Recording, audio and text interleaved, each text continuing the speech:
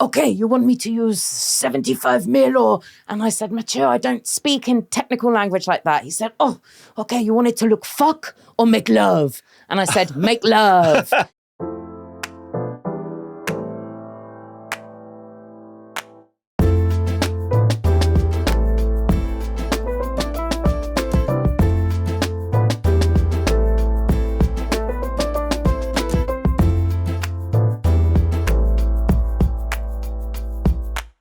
Welcome to Toast and Jams, the podcast show where we like to cheers to creativity and chat to the rhythm of a song from our formative years. And welcome, Olivia Rose. Thank you very much for having me. Thanks for joining us. Olivia, you are a director and photographer. That is correct. Is that how you would describe yourself? An artist? Oh, you see, I've got a funny relationship with the word artist. Creative?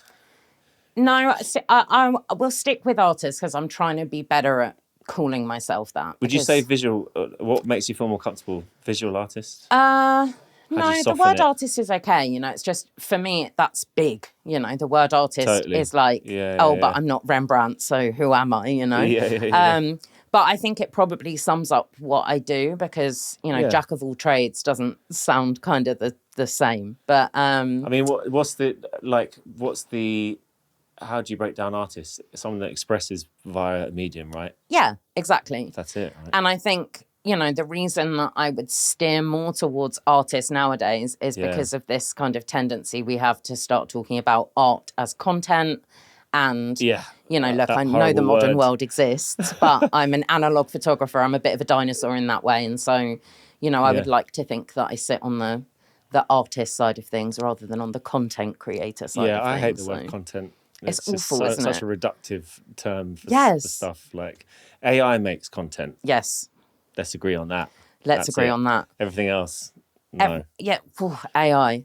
That's another conversation. Well, I mean, I didn't plan to get into that so quickly, but there we are. Like, so let's start with your drink of choice because we like to invite guests to choose a drink that we can cheers to, and hence the toasts.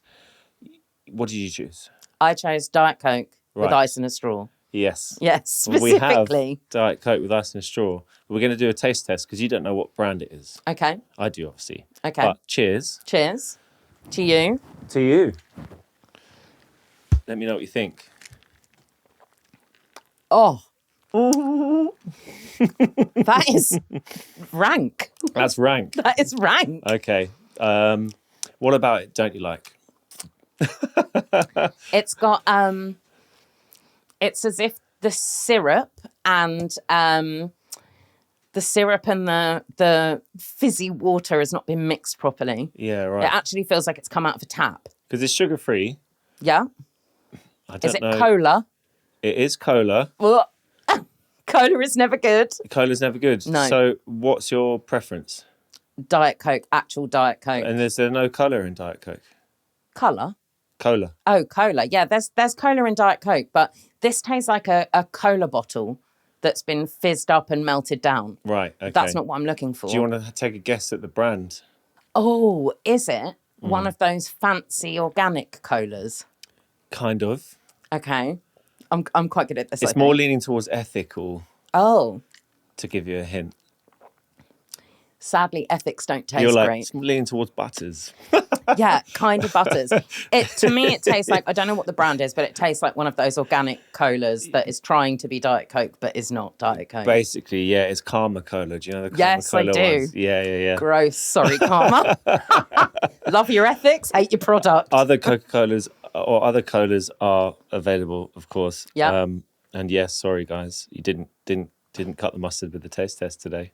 No, but you know what? I'm proud of myself for knowing it's not mine. You know your taste. I know my taste, yeah. Okay. Do you want some facts about Karma Cola? Yeah, go on. Every time you drink a Karma Cola, you're helping real cola nut farmers in Sierra Leone. Delicious. Yeah.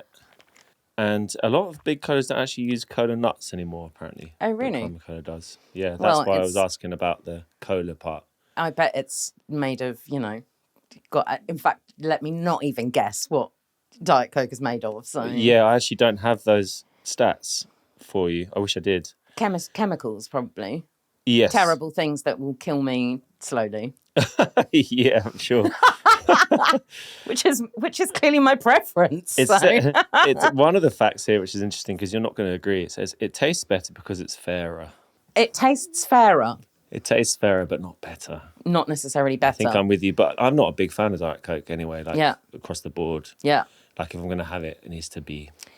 Okay, now this is where it gets techie, right? Yeah. So nowadays, Diet Coke is not sold in a lot of places, probably because it, will literally kill you slowly. Well, they're trying to replace it with Coke Zero, right? So sugar-free. Yeah.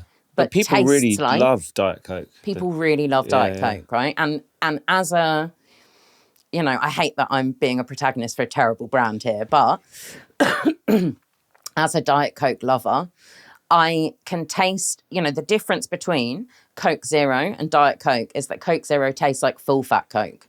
Now, I would never choose full-fat Coke, even if it had zero sugar in it. Yeah, right. Because the taste is not for me. Yeah, there you go.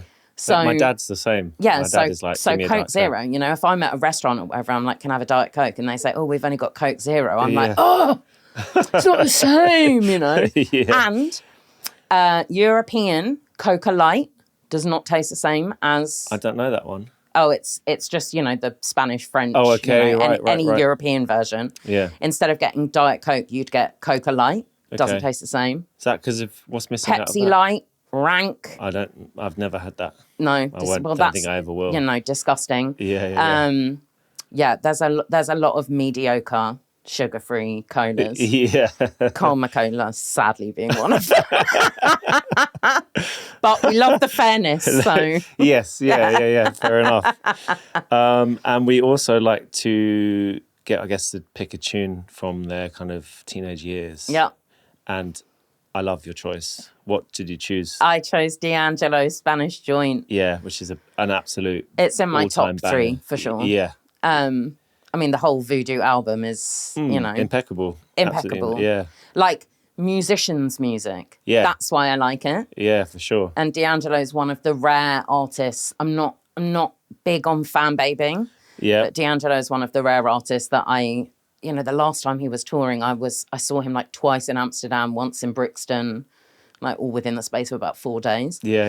And I know a lot of people, I think it's a bit like Erykah Badu, when certain artists go on stage and they fuck with, the track that you hear because they're musicians and they want the band to, get involved and, they're kind of, the sound of the music is different. You can't necessarily just like stand and sing along to it. Yeah. But that's what I love, Did you see him at Roundhouse years ago? I did, actually, yeah. Yeah, I went to that one. It was everyone was in tears at the end of How Does It Feel? It was last tune. Yeah. And one of the best music videos in the history of existence. Yeah. And all the musicians were kind of playing, and the spotlights would turn off on the musicians, and it was just that one of the backing singers. Do you remember?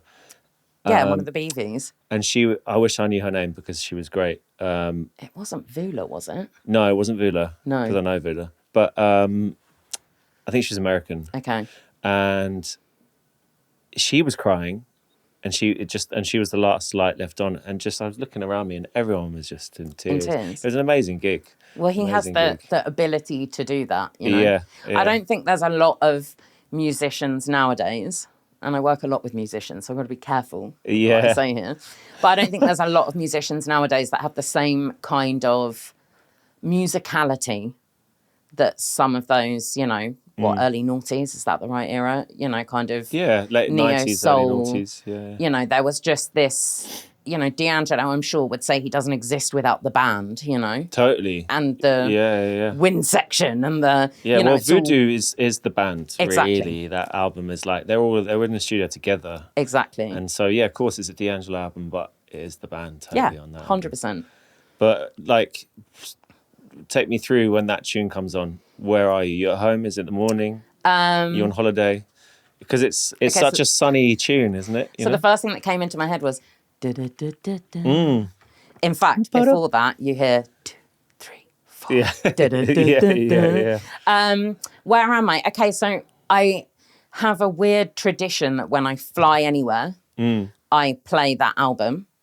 So it reminds me of being on a plane. Yeah. Normally going actually it's the same going to somewhere or coming back. But in my mind, if we're kind of going into the vision that I just had, it's coming back from somewhere. Yeah. And it like helps me to feel. Reintegrate. No. No? It helps me to bring out the sadness of leaving a place. Oh, okay. Is that terrible? No, not at all. Not that the track itself makes me sad, but there's something about listening to D'Angelo that makes me feel, you know, whatever emotions are in me are going to be amplified. Yeah, sure. But also, it sounds like you're kind of using the album as a way to, because if you play that album in times of like being away or like visiting places, when you play it at home, it's going to make you feel that escapism because it's attached to the memories, right? Escapism is a really good word for it as well, I think, you know, like that album, it's kind of non-seasonal specific, works in summer, works in winter. Yeah. It's like one of my go-to, I know I will always be in the mood for it. Yeah. You know, there's not that many genres or artists or, you know, that you could put on at any moment and especially I'll still that jam, tune from that album, I think I'd never got bored of it. Like, and you can run it front to back, you know. Totally. Another criticism I have of modern music, you know, there's so few albums that some people are concentrating on doing it, but you know, whether you want to call it a mixtape or whatever, but some people are doing it. But no, it's not the standard. Exactly. I think it used to be. Although Wretch 3-2, I think he makes a very good front to back project. Has he done that recently? No. No. Oh, okay. Right. But his projects. I haven't heard anything. Yeah. Thus far. Yeah. Have been good front to back projects. Yeah. Fair enough. Fair enough. So talking about your career. Yeah. I want to kind of delve into early inspirations and like kind of beginnings. Can you share some of your earliest memories that sparked your interest in photography? Where there are specific moments of influence that guided you towards this kind of path? Okay, so this is interesting. This is an interesting one, right? Yeah. I never wanted to be a photographer. So I definitely didn't have that kind of path that some people have, which is, you know, I knew from young I wanted to do this. In fact, I actively did not want to be a photographer because my dad was a photographer and he hadn't been around when I was growing up, Right. Sorry, Dad, if you're listening, but the topic comes up and we must be honest. So, sure. But that said, I do have memories of going to, so my black and white printer now is a guy called Robin Bell. He's down in Hastings now, used to be in Fulham. And I have memories of the smell of the chemicals in the black and white processing room, you know. I have memories of Robin and prints and it was something that in our house, you know, not everyone has art up in their houses, you know. And growing up, there were always photographs around. So I think, you know, or nowadays, I definitely think my kind of visual language was being explored, you know, throughout my house and with those kind of formative memories.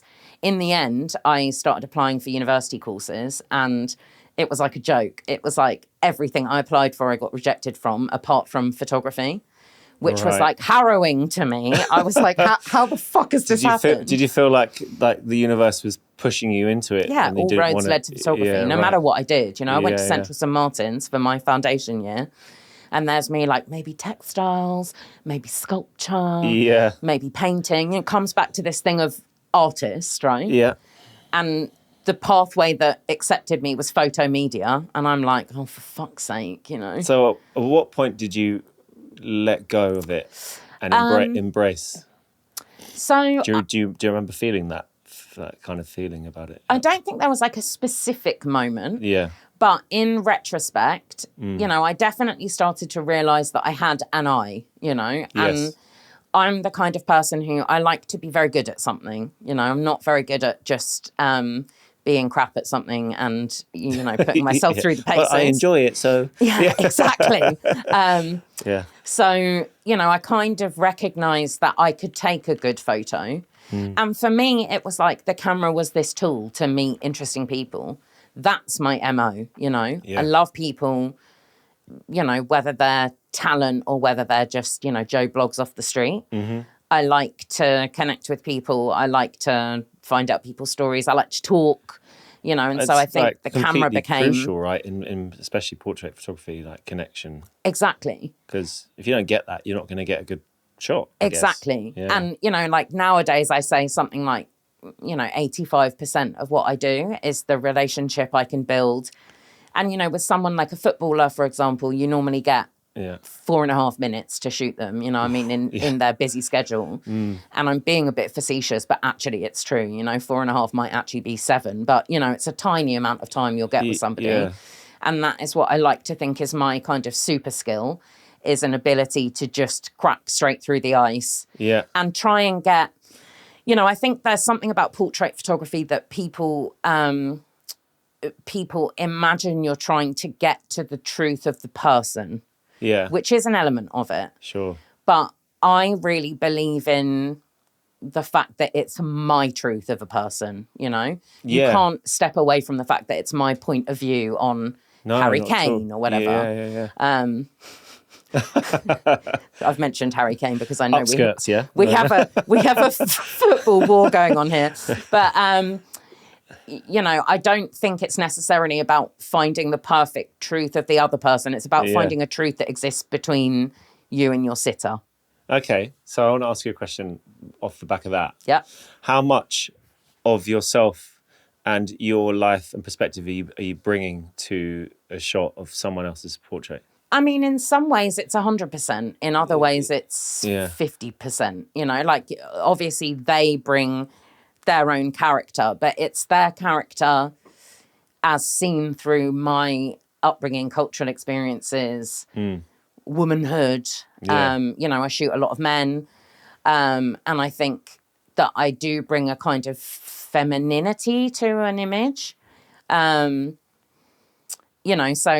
actually it's not always that the people I photograph love their pictures at the end, especially if they're like a big alpha bloke, I've probably intentionally tried to shoot them with a bit of softness, because for me that's a more interesting portrait, is to see somebody slightly differently to how we would have expected. So it's a hard one to answer, but a good chunk of what I do. And I think probably I would have answered this differently had you asked me 10 years ago, Yeah, and I guess it depends on context, right, of the project itself. Like if it's a commercial corporate thing, then, you're probably bringing less of yourself to it. Although I'm slightly terrible at not, I'm kind of quite staunch on what I do.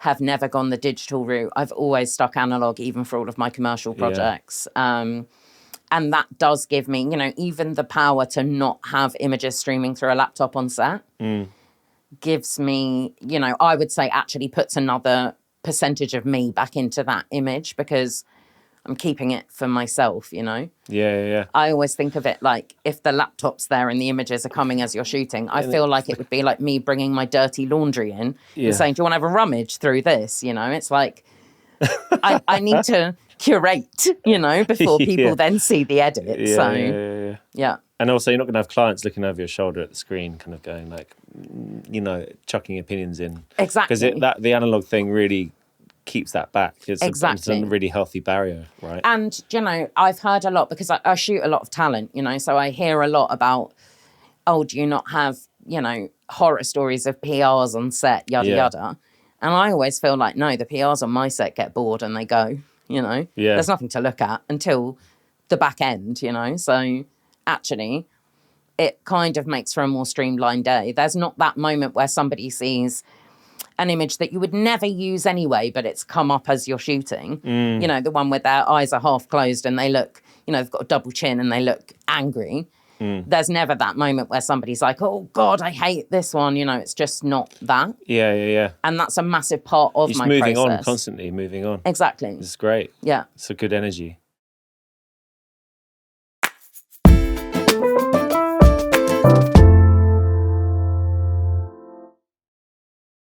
What is it about analog photography that keeps drawing you back to it as a medium? The magic. Yeah. The alchemy. Yeah. The lab. I would love to say that I processed everything myself, but I don't. I go to... Did you go through a phase of doing that, though? At university, I did. And actually, honestly, if there's something that I regret, it's that I didn't kind of keep that as part of my practice. That said, photography is a lonely old job, and for me, my colleagues and part of the whole experience of shooting is going to the lab now. I mean, they know me better than some of my friends, they call me Lady O, and I come in and I sit on a chair and we shoot the shit, basically. Nice. So, that's a big part of my process. The other thing is, like we were just saying, not having images streaming, really important to me. It makes me, if I've got 7 minutes, I don't have to worry about 30 seconds where I've got somebody saying, can you make them smile? It's like, I'm very intuitive at when that moment is that we can find the smile or find the laugh, Yeah. And it is almost never at the start of a portrait session. If you go in like a clown trying to make somebody laugh, then it kind of goes wrong. Yeah. You've got to, even if you have a short amount of time, warm somebody up into, totally, yeah, of course. what clients always want, which is big, smiley, animated, Yeah, for sure. And so for the true tech geeks out there, what's your favourite analog camera to use? A Mamiya RZ Pro 2. It's a medium format camera. And I've been shooting on that with... And why? Oh, and why? Yeah. Because, so I love the clunk of the shutter release when it goes. Mm-hmm. It's chunky, it's clunky. It makes me feel like something has happened. Yeah. If I ever do shoot on a digital camera, which I don't, but if I ever pick somebody's up and just click it just doesn't feel right. No. It feels like nothing is happening. Yeah. I like the mechanical push to wind the film on. I like changing film backs. I like, and a medium format camera gives you such a big negative that you can kind of scale up. It's just, it feels like a much more satisfying process of photography. Yeah, right. Yeah.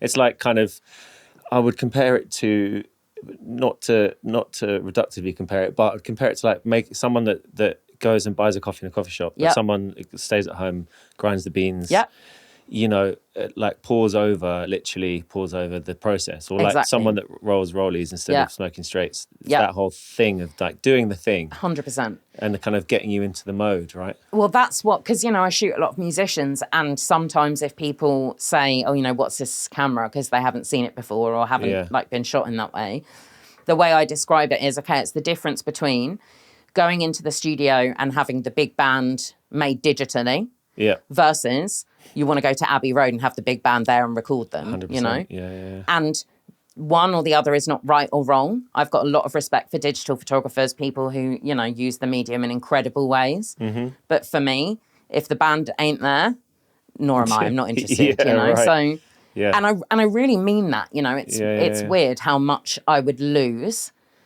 I wouldn't want to be, I didn't want to be a photographer to start with, but I would go back to, I would just rather not do this if I didn't have that process. I love it. That is photography to me. Without it, it's just pixels, and pixels for me is nothing, so. Yeah, it's similar to like the vinyl and digital kind of argument too. But there's pros and cons with all of it, really. Exactly. But it's the choice. It really comes down to the choice. Yeah.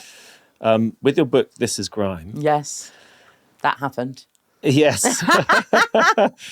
It's acclaimed for its authentic portrayal of the grime music scene. What motivated you to document this genre, and what challenges did you face during that project? Okay, so the motivation, This Is Grime came about. So obviously I worked with Hattie Collins, who it's really an oral history, so she collected the words of the grime scene and curated them into the book. But before we started making the book, we had done a 10 years of Lord of the Mics for ID magazine shoot. Sick. So, and I can't remember how many pages we were meant to have on this feature, but I think it was something like 4 pages, right? So Hattie being Hattie booked 40 grime artists over 2 days. We had 2 days in a studio. And 40 over 2 days to shoot? Yes. Wow. Intense. That's intense. I remember at the end of the second day, but also really fun. Really fun, right? Yeah. And I'd not met any of them before, and I didn't really have, actually I kind of vaguely remembered Jammer and Skepta from my days out in Watford when I was younger. I kind of knew of the scene, but I wasn't a fan. I can't pretend that I was like the biggest grimehead in the world. Yeah. I think that actually helped when it came to the shooting process. But yeah, because you're not going to be all like rabbit in the headlights. Yeah, and kind of not, I try not to see hierarchy anyway, but I didn't want to like give one person all of the limelight. I wanted to let them kind of determine how I shot them and, yada, yada. So, especially with 40 people coming through. Well, yeah. And I remember Hattie saying to me, like it can be difficult and, we'll just see how we get on. And I think I actually bought some weed and threw it down on a table in the middle of the studio. I had like pre-cleared that it was all right to smoke. Yeah. And I was like, enjoy, that's for whoever wants it. Nice move. Which was a helpful starter. Yeah, nice move. I remember Jammer had one of those, the little round scooter thingies, what the hell were hoverboard things? Yeah. It was right when they were popular, so Jammer had one of those. So we had grime artists scooting left, right and centre around the studio while I'm trying to shoot. But, I just got on with the guys. I got on with the guys, I think because I'm quite unapologetically myself. I don't really know how to be anyone else. I remember specifically the last person to come into the studio on the second day was Giggs. And there was quite a long wait in between whoever had been first and him coming in. So I'm kind of, I'm sat at the table sort of waiting. It was a bit of a quiet moment. He comes in and it was sort of the opposite of how I'd want it to be when somebody comes in, a bit underwhelming. Right. And I think I said something like, what were my actual words? I said, shall we roll a zoot then? And he was in fits. He was like, what did you just say? Yeah. Shall we roll a zoot then? And that was it. We kind of connected off the back of, I'm not going to be anyone else. I'm just like, this is how I talk and this is who I am. It's a disarming, to be your true self is a disarming thing to do. Yeah. Generally, right? Well, it's a vulnerable place to be. Exactly. Yeah. And I think I'm really comfortable in vulnerability. My therapist says, and I think she's very right about this, I've been chewing this over a lot in the last few weeks, that the difference between artists and non-artists is that artists are willing to take their guts and pull them out on the outside and show people their pain and their vulnerability. And I think... And they already do feel heightened in extreme ways, up or down already. Exactly. Yeah. And then sharing it. And then you put on D'Angelo Spanish Joint and you're upping the ante again. But yeah, I think that has been my super skill. That is how I connect with people, Right. I'm clumsy. I'm the first person to trip over my camera bag when I walk into a room. Yeah. I would never do that on purpose, but my idiosyncrasies, my foibles put people on... I don't know, that I gain a trust quickly, I think, because, I'm just a silly buffoon. So let's just be silly idiots together, Yeah. Totally. With your portraits, and they're celebrated for their authenticity, essentially, how do you approach capturing the essence of your subjects? I think it's a process of, like I was saying, it's kind of this, how quickly can I get to the heart of you? And that's not to say, it's not like I sit there going, oh, what happened in your childhood? Tell me your traumas. Yeah. But I can get a sense of a person pretty quickly. I think therapy has actually helped this, 10 years deep. I was going to ask, actually, are there any other jobs that you've had that may have helped with that? Have you worked in done any retail or service industry jobs? No, like never been in the service industry. The only other job that I had was I was a picture editor, freelance for many different newspapers and magazines. Okay. Yeah. But the people skills thing has been innate in me since I was, I was the 10-year-old that, no, mummy, let me ask the waitress, because I wanted to go and speak to a person. I was never afraid to talk to other people. Yeah. And that has really remained helps. And grown. And I've nurtured it. I recognise that was a skill of mine and I've nurtured it, So I would say I'm pretty good at working a person out quite quickly. Yeah. In terms of what they will and won't be comfortable with. Yeah, for sure. Which is part one of picture taking. Totally. But you mentioned, you did touch on therapy and how that's helped. Yeah. How has that helped? Well, I think, when you're, and I do proper Freudian psychoanalytic, hardcore stuff, where the therapist says nothing and they just hold a mirror up to what you're saying. It's hard, man. But the silence, when I first started therapy, the silence was painful. Right? You're like, what do I do? Excuse me. Now I'm like, cool, let's just chill for a minute. Exactly. But it's difficult, that. It's really difficult. just reflecting on things, Yeah. And I think it's, I certainly see it with my friendships, like I am much better at not trying to solve somebody's problem and just repeating it back to them. Yeah. Maybe asking somebody to think about how they're talking about themselves. And then asking, do you want me to help you solve this? Or do you want me to just sit with you? Exactly. I never would have done that years ago. I was always have been like problem solver. Yeah. What can I do? Like, let's do that. And especially in romantic relationships, it's not always needed. Well, you get yourself up in arms because you can't help the person you love. And then that makes you feel away. Yeah. And then you've doubled it up on the person who has an issue at that time because now you are feeling guilty, which they can feel as well. Yeah. Right. And it's just not helpful. I actually used to have that dynamic a lot with my mum. And it was only, 5 or so years ago, I would say, that I actually said to her, Mum, I think this is the dynamic that we're getting into. Yeah. And to see, God bless my mum, the way she's changed in how she listens to me when I'm... She's changed and she listens? Oh, yeah. Wow. That's she's pretty cool. Yeah, just being able to have, we had those conversations a couple of times, Yeah. But just being able to say, look... Because parents don't often do either of those things. No, they don't. I'll be honest. And that's why I'm like, God bless my mum, because she's, she's done a lot of... And I think it was me saying, look, this is how you can help me when I feel awful. And that's what we're trying to get at here. Like you were saying, what you want to do is help, right? So here, let me give you the secret to helping me, right? Yeah. Definitely don't try and solve the problem. No. Because then I feel guilty that you can't solve, that's compounding it.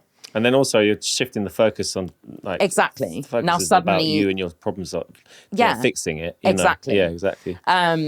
So, nowadays we have a lot more conversations that go, she's quite conscious of it, I think. And she says things like, I know I don't need to solve the problem. I'm just listening, Yeah. And sometimes you've got to articulate really cool. that stuff, you know. That's good. That's really It is cool. actually really cool, like, God bless you, Mum. Yeah, well done, Mum. Big up, Mum. Big up, Mumsy. What were we talking about? Who bloody knows? How therapy's helped with portrait photography. Interesting. Oh, yes. So I think I'm quite good at, just from a small conversation, it's not necessarily about what somebody says, it's about how they say it. Yeah.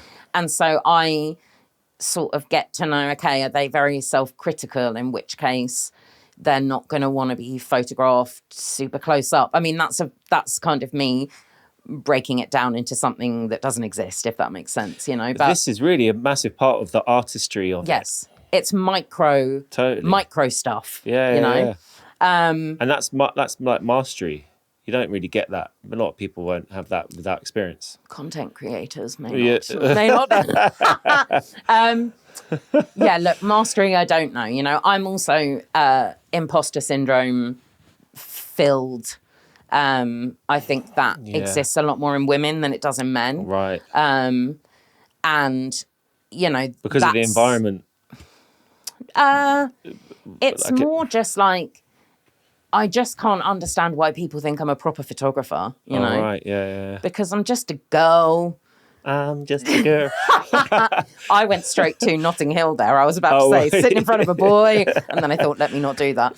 No, I think, I'm just a girl who wants to meet people. And I find it really funny that, people think I'm good at this thing.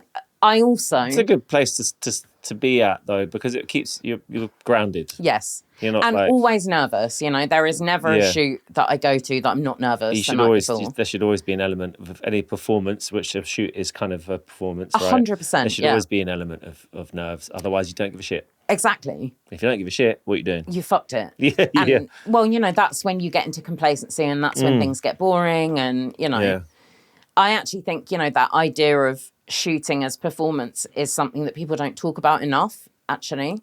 Yeah. Because, and the time I noticed it most acutely, weirdly, was COVID.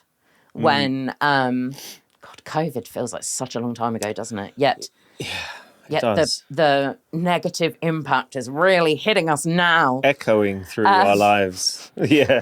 But yeah, I did a couple of like remote shoots. And, obviously we all got into Zoom. How do you do a remote shoot? Exactly. I've got no Good idea. question. Yeah. So I did a shoot, got canned in the end, right? So clearly I didn't do it that well, but it was for her, the artist, her.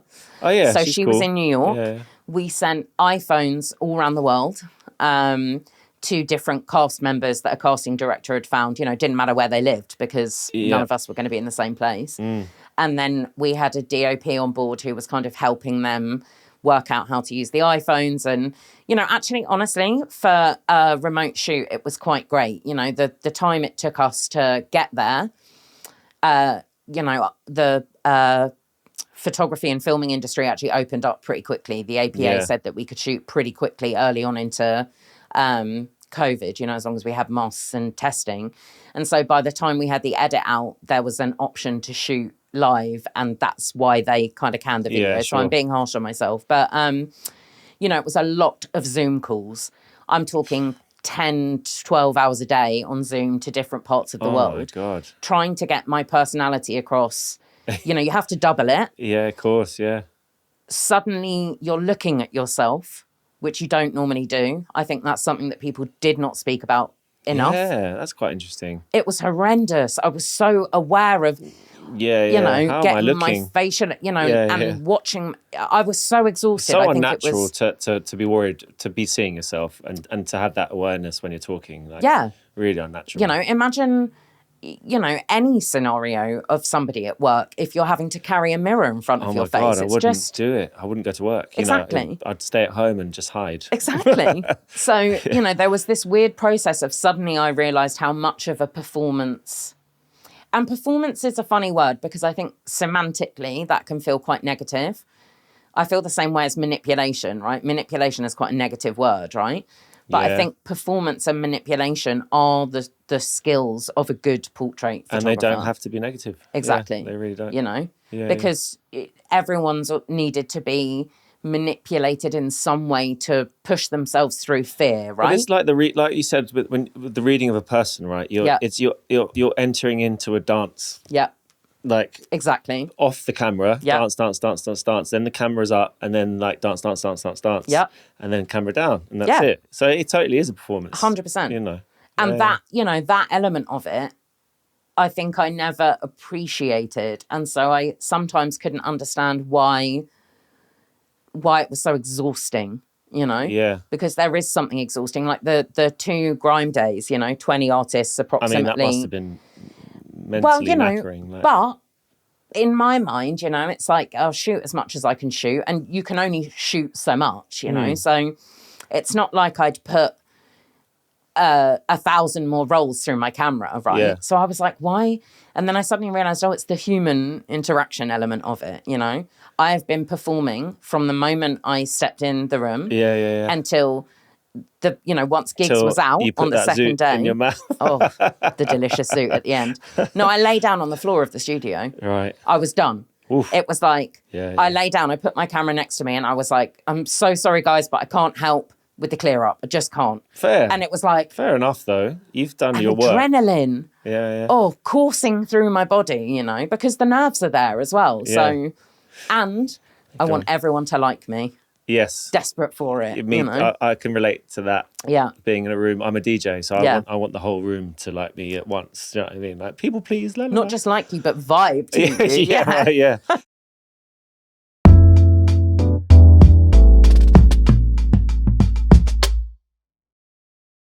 To mention the dance, right, with you and the subject. Have you got an example of a time when they just did not understand the dance? Yeah.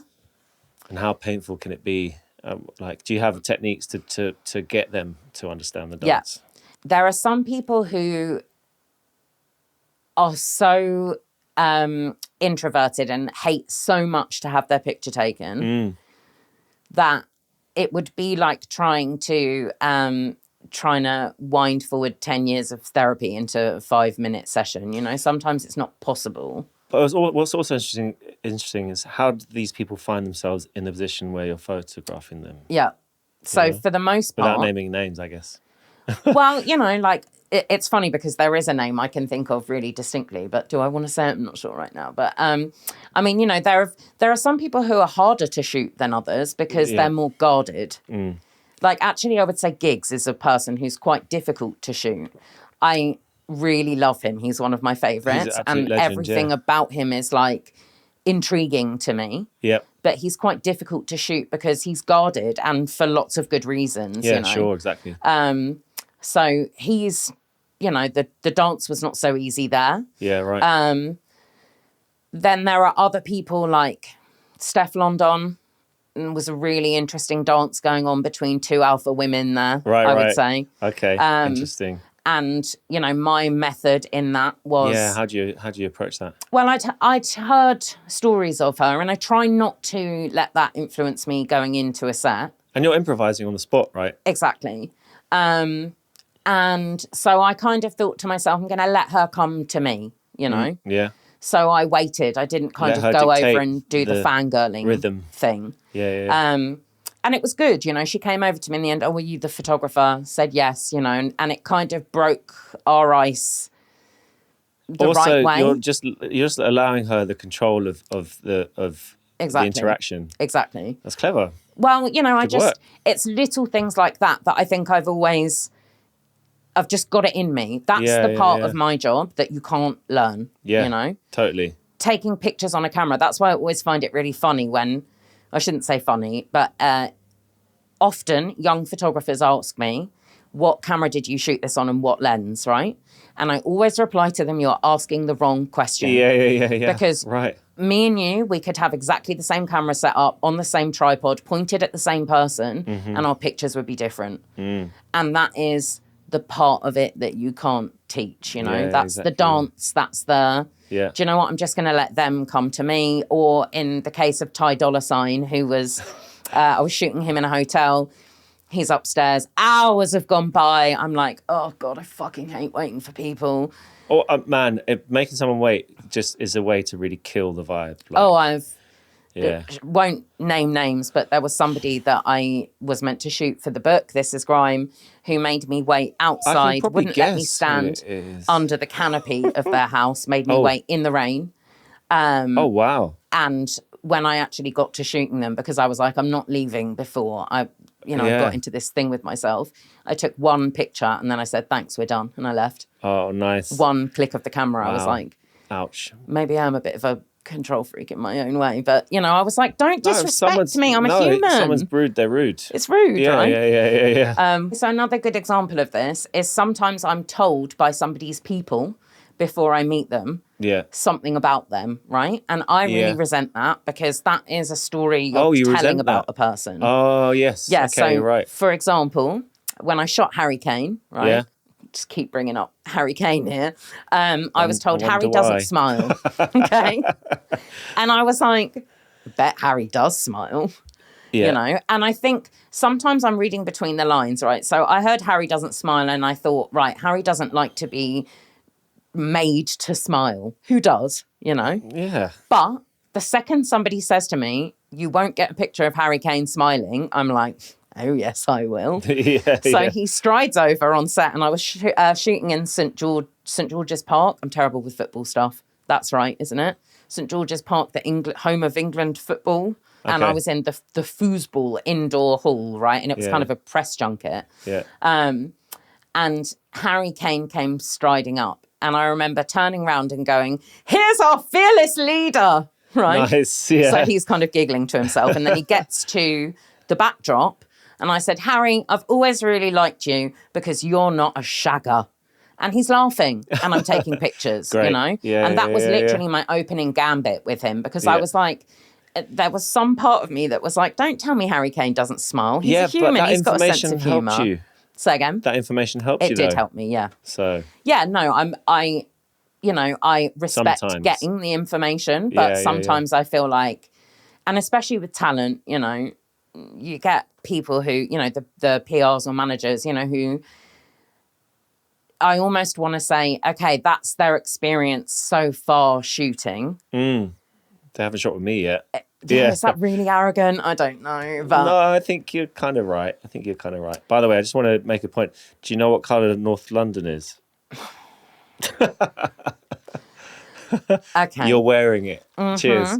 Well, I didn't wear my Spurs t-shirt are you today. okay drinking that? Do you want some water? It's fine. I'll carry on. It's fair. Okay. It's fairer, so it tastes better. It's fair. Okay. I want to move on to the transition from still photography to directing. And like having directed music videos for artists like Skepta and Georgia Smith. Oh. How has your background in photography influenced your approach to directing? And do you think it kind of sets you apart? Does it put you on a good step or a bad step in terms of approaching directing? Okay, so I have a twofold answer to that. Yeah. So the bad things about the transition between photography to filmmaking as a director is that I think DOPs are... DOPs, for people that don't know, are... directors of photography, cinematographers. Yeah. So, the people who actually operate or, oversee all of the camera work in what you're doing. I think they're naturally more skeptical of photographers turned directors because I get the impression that a lot of other photographer directors are very micromanagey when it comes to the camera department. Yeah. Now, for me, I didn't ever want to be a photographer and I'm all analog anyway and I only love one camera and two lenses and that's me sorted. It was like fucking heaven when I found directing. Yeah. I'd never thought about it as an option. I'm going to tell you the story about that in a second. Okay. But the first cinematographer I worked with was a woman called Rena Yang. Now, she is very, very big in the game now. She's doing feature films left, right, and centre. Amazing. She's incredible at her craft. Yeah. I lucked out in having Rena as my first DOP. Yeah. And I remember her looking through my photography work because I had no film work to look at. I now see. Yeah. And matching her camera to my Mamiya with my 90mm lens, which is what I shoot most portraiture on. And that was really exciting to me. I was like, oh my God, I don't have to think about the camera, but it's going to be beautiful. Yeah, wow, and I get to do all the bits that I love, which is the directing people. Really freeing. Oh. Really freeing. Well, I felt like, okay, so can I give you the blurb on how I got into directing? 100%. So a friend's sister, a friend I've known since I was 5, who's, her big sister, I used to pluck her eyebrows because I tended to be good at that when we were like 11. Yeah. Was working for a production company and she called me and said she was looking for like young, cool, up-and-coming directors for a spot with Georgia Smith, the Brits and Spotify, right? Mm-hmm. And I'd already shot Georgia Smith, so I was like, this is a good opportunity. I'm not giving it away. Yeah. So I said, yeah, me. And she's like, you're a photographer, not a director. And I'm like, says who? Yeah. I'll show you. Well, yeah. There's nothing better than someone saying that sometimes, right? I am a bit, I'll show you, even with the Harry Kane smile thing, like tell me I can't do something and I will show you, So, luckily she humoured me. She was like, all right, come have a meeting. We'll speak to Spotify.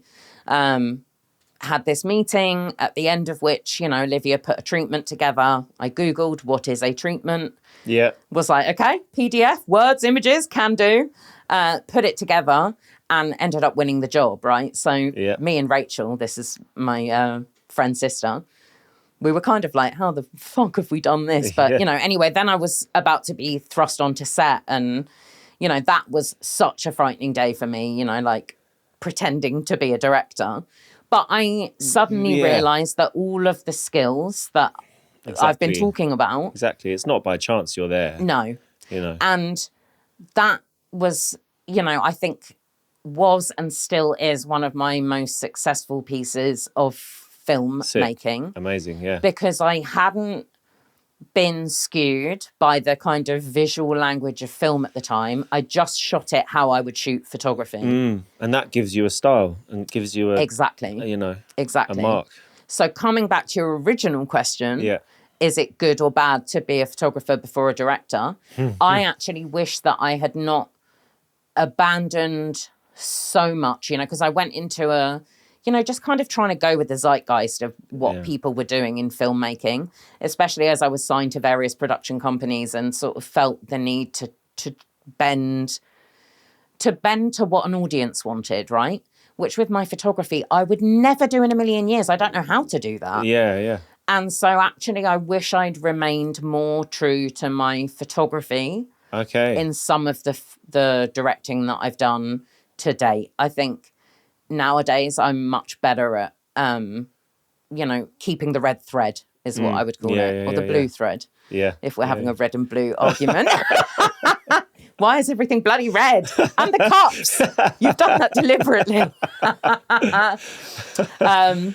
So yeah, I think in some ways people can be skeptical of you because you've come from a photography background. So I think they're imagining that you're gonna, we have to use a X, Y, and Z lens. And for me, one of my favorite moments ever with a cinematographer was with a French guy called Mathieu Plimfossé.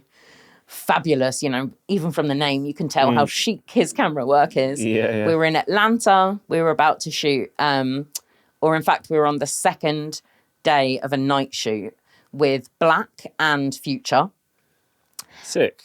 Super sick, yeah. Atlanta as well. Oh, the whole thing. And we were staying in a place called the Claremont, which is above like one of the strip bars that is all of the misfits, basically. So you had a pregnant woman, a woman in her 60s. Oh my I was God. just like, it was heaven. I was like, this is diversity heaven. And so it's, okay, second day, night shoot, everyone's tired. We're running out of time.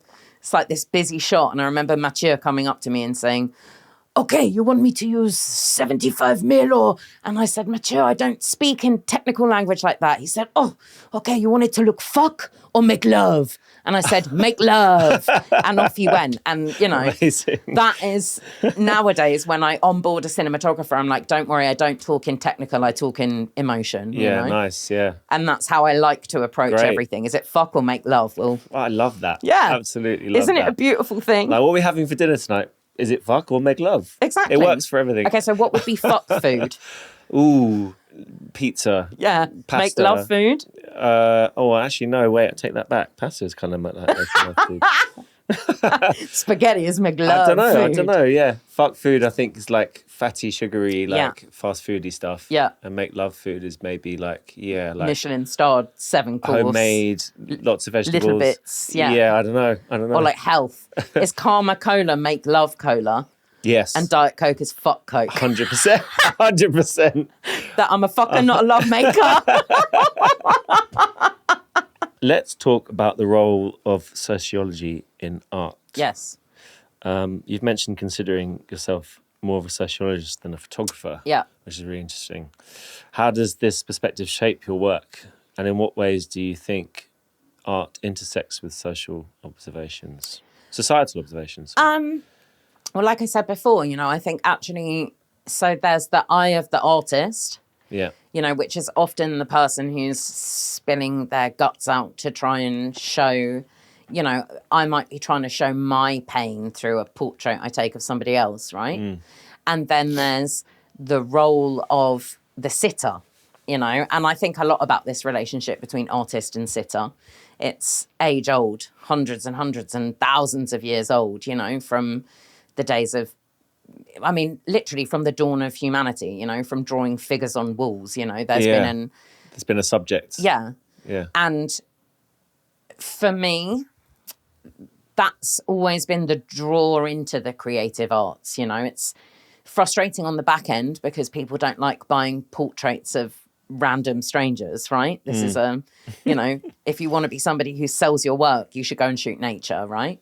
It's selling talent is one thing, right? But selling strangers, street cast people, which is one of the things that I love doing. Like I used to go to Notting Hill Carnival with this backdrop that my mum painted many years ago. I've seen the backdrop. It's the Olivia Rose backdrop. It's been all around the world with me. It's got chicken chip from Jamaica on it. I mean, it's, like I'm kind of loath to wash it because like all of these famous people have it's like this magical cloth. Well, they call it patina. Exactly. Yeah. Shitina. And I used to just stick that up, gaffer tape it to, everything's boarded up during Carnival. So I used to just go gaffer tape it up and sort of drag people out of the crowd. Yeah. And it would be those moments where I got, 2 or 3 pictures because everyone's on the move and they don't want to lose their friends. And so the sort of frenetic energy of just, and of course I'm making aesthetic choices when I'm picking people. Yeah. It's partly for their look, partly because, maybe they're like giddy drunk or they're running past or they're, there's always something about them that makes me want to kind of pick them and decontextualize them and sort of look at the person. But yeah, I mean, I think all of my work is in some way, when I look at the kind of bigger bodies of work that I've made, in some way is turning my eye to a subset of culture, a subset of people, gender. I suppose my work has kind of grown with me, but I've turned my eye to quite specific sets of people. I mean, even grime is, a really good example. Like I said, I was not the biggest fan of the music, but I was very intrigued by a close-knit, almost familial group of lads from a certain part of London and across the UK. I'm interested, how has your attitude towards the music changed since working with the people? Well, now I can quote lyrics. So, yeah, nice. Okay, good. Yeah. And, like I'm a music lover, actually. It's one of the reasons why I like to shoot musicians. They say if you can't do, teach. Right. Sometimes I think if you can't do, shoot. Am I a frustrated wannabe singer? Have you ever explored? Yeah. I can sing. Yeah. But that's a fear that I've never been able to get over. Ooh, right? Yeah. That's my stage fright that I just can't for some reason. So I had to pick another lane, right? Yeah, right. But I think that's, I'm quite intuitive, even from our D'Angelo conversation, like even if I don't necessarily have the technical language, I can feel music the way musicians feel music. And so I've been very lucky to be trusted once I've become friends with certain musicians, with listening to new albums, with giving my critique, because I'm unapologetically myself as well. I will really tell you what I'm thinking, which I think is useful for anyone who's got a creative project. I won't be nasty because there's no use in that. But you know what? I think that's a lot of photographers that I have met and know have that common ground understand of just being unapologetically truthful about stuff. Yeah. And not unnecessarily harsh or rude, but just being honest. Exactly. Like I will often, if I'm listening to a project, for example, we were talking about front to back albums. Yeah. I will tell somebody, I skip that track. I don't know what it is about it. I don't know if it's not in the right place. It's not that I don't like the track. Just skip it every time. It might be that I'm just desperate to get to the next one, but that kind of thing I think can be super helpful. Take it or leave it, Yeah. I've got some music I want you to hear. Okay. I'm going to bring it to you. Yeah. Bring it to me. I'll give you my honest opinion, you know?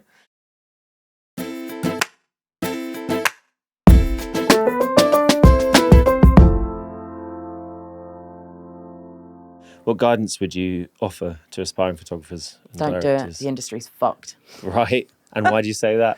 I don't mean that. No. Do you know what? I do and I don't. The industry is fucked right now. But industry aside, maybe. Okay. Practice, in the practice itself. How can you put the industry aside?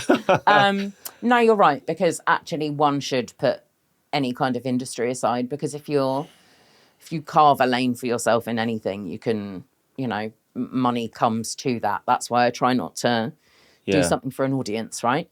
But my advice would be, it's funny because this is such a wanted kind of question to be answered, and I never quite know where to go with it.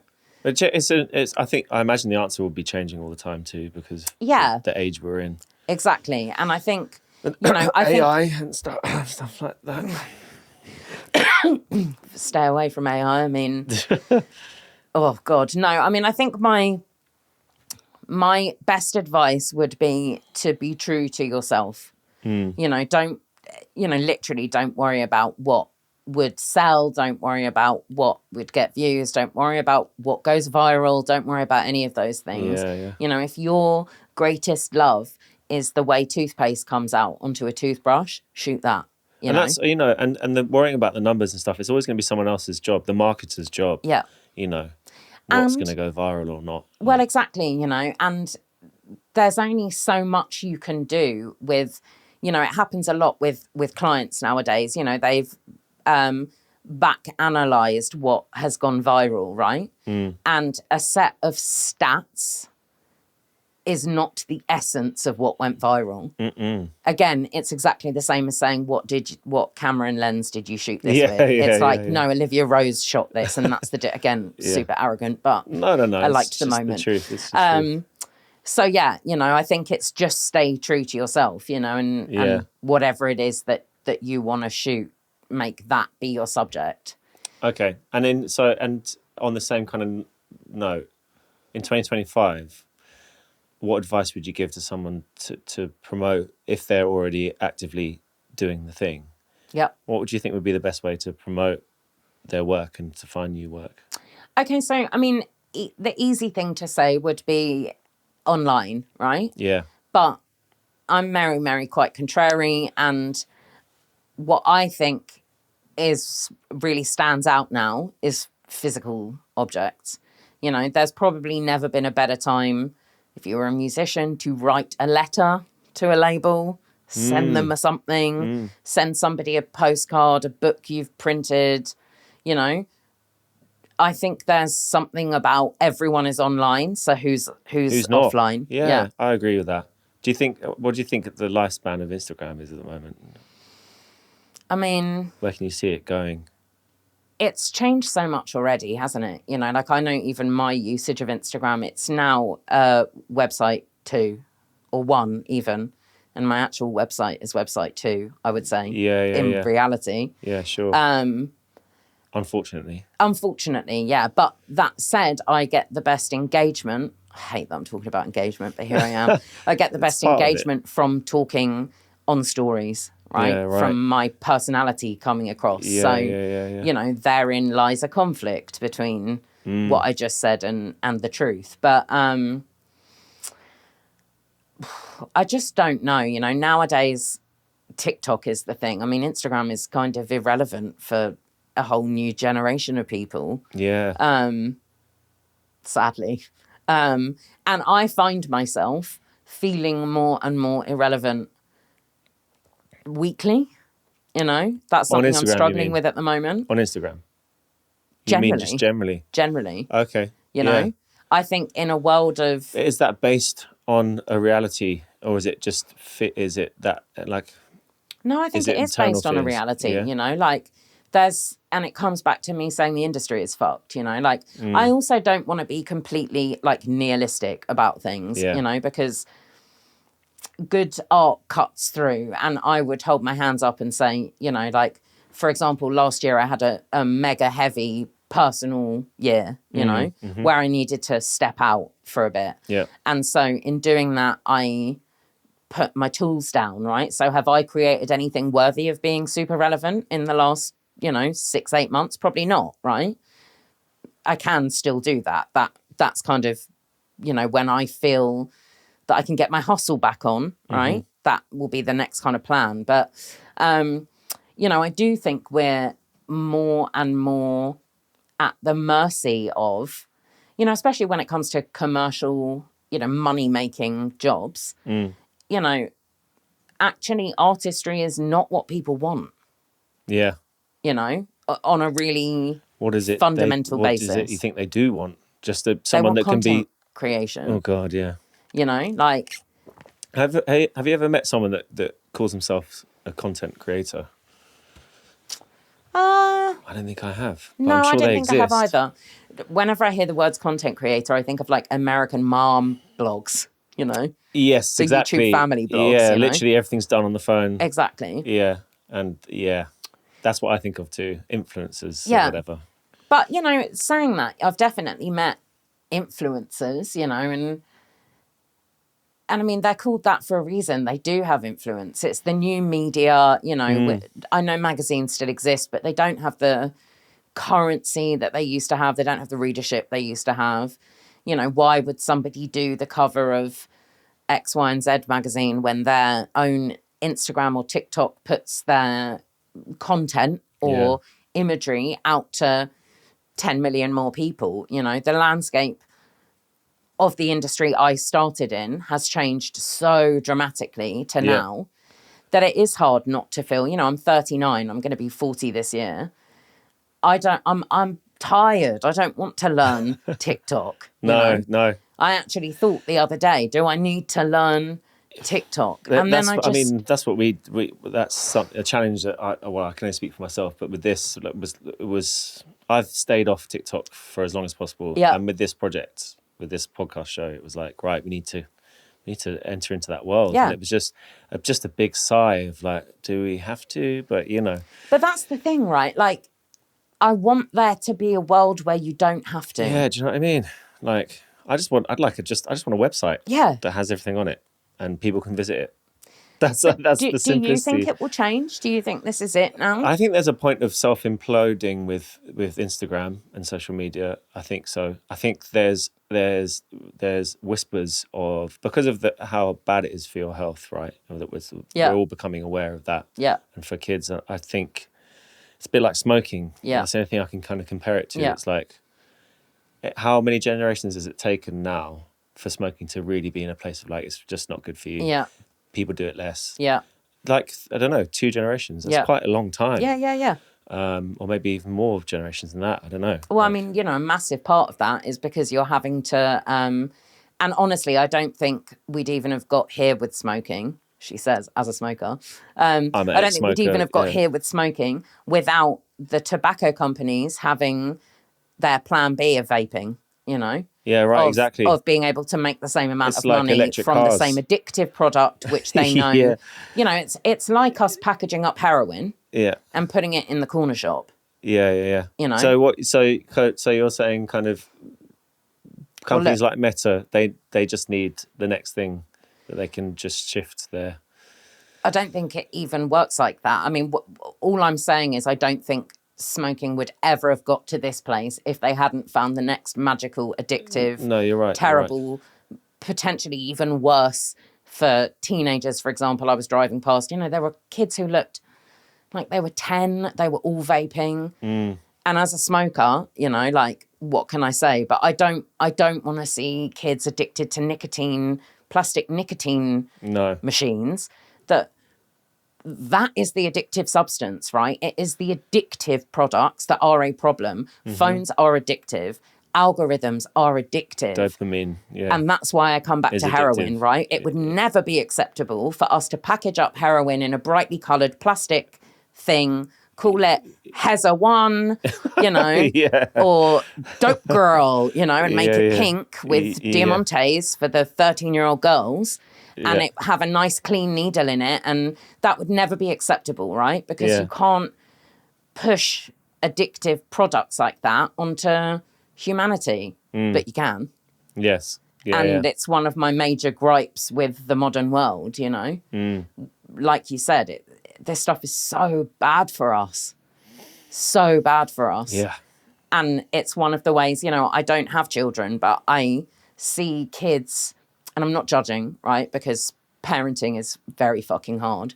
But you see kids that have iPads to keep them busy, that have, you know, and we're literally giving them the heroin. It might not ravage their body, right? Yeah. And I understand the distinction of what I'm saying.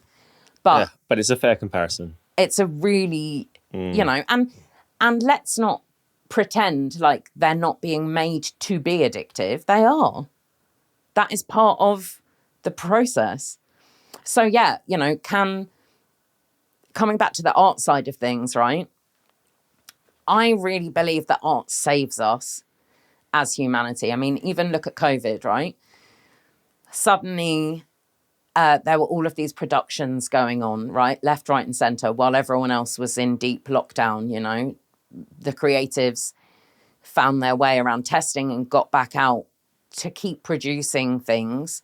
so that we could consume them, you know? Yeah. I mean, it's how humans share. It's our communication. And I think actually looking forward to a future of AI and less jobs, it's what's going to really define us as what's special about the human race is art in all its forms, in the whole spectrum. So why, I ask you, are people so intent on using AI for art? Can we not save it for there are some people that don't understand, that haven't had the education to understand art properly, because it's you need to be exposed to it. You need to be a certain type of human that taps into feeling, is sensitive. There's so much that you need to get to a place of appreciation that makes you understand that AI, you don't bother using it. And but some people then again, just I come back to this irrelevant thing, right? In their development, right? Yeah. And so they think it's okay to do that or use it because they don't understand why it's not. But nobody's going to stop that. The ball is rolling, right? Mm-hmm. And we can't get the ball back up the hill. So that's when I do feel nihilistic. Yeah.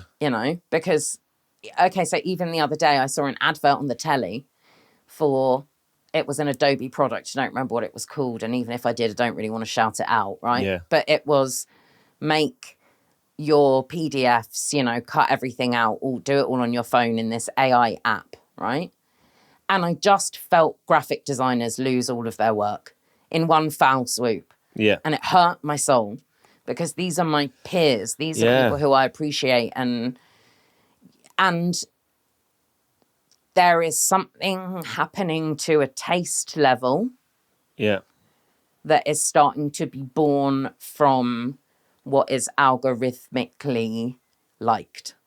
But also, don't you think that the more drudge that comes from that world, the more value the good stuff I hope so. takes so. On? Maybe. I hope so too. Yeah, do you know, that is...